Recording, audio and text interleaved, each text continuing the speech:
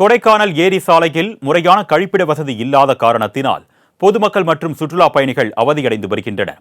இதுகுறித்த கூடுதல் விவரங்களை செய்தியாளர் ராஜ்குமார் வழங்க நாம் கேட்கலாம். வணக்கம் ராஜ்குமார், இந்த கழிப்பிட வசதி இல்லாததுக்கு அதிகாரிகள் தரப்புல என்ன பதில் சொல்லப்படுது? விவரங்கள். வணக்கம் அருணேஷ். திண்டுக்கல் மாவட்டம் மேற்கு தொடர்ச்சி மலையில் அமைந்துள்ள கொடைக்கானல் சர்வதேச சுற்றுலா தலமாக அமைந்துள்ளது.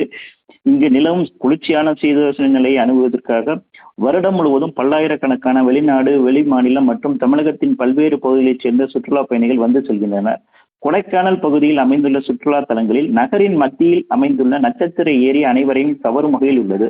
சுமார் 6 கிலோமீட்டர் பரப்பளவு கொண்ட இந்த ஏரி சாலையை சுற்றுச்சாலையில் காலை மற்றும் மாலை வேளைகளில் நடைபயிற்சி மேற்கொள்வது, சைக்கிள் ஓட்டுவது, குதிரை சவாரி செய்வதை சுற்றுலா பயணிகள் வழக்கமாக கொண்டுள்ளனர்.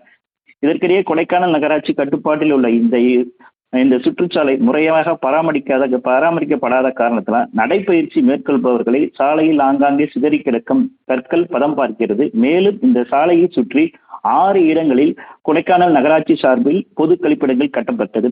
ஆனால் கழிப்பிடங்கள் முறையாக பராமரிக்கப்படுவதில்லை. தண்ணீர் வசதி, சுகாதாரம் இல்லாத காரணத்தினால் முகம் சுளிக்கும் வகையில் காட்சி பொருளாகவே இந்த கழிப்பிடங்கள் உள்ளன.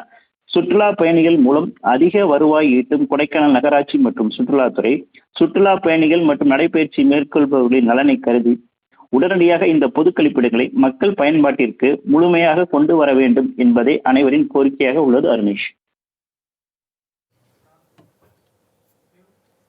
கூடுதல் விவரங்களுக்கு நன்றி ராஜ்குமார்.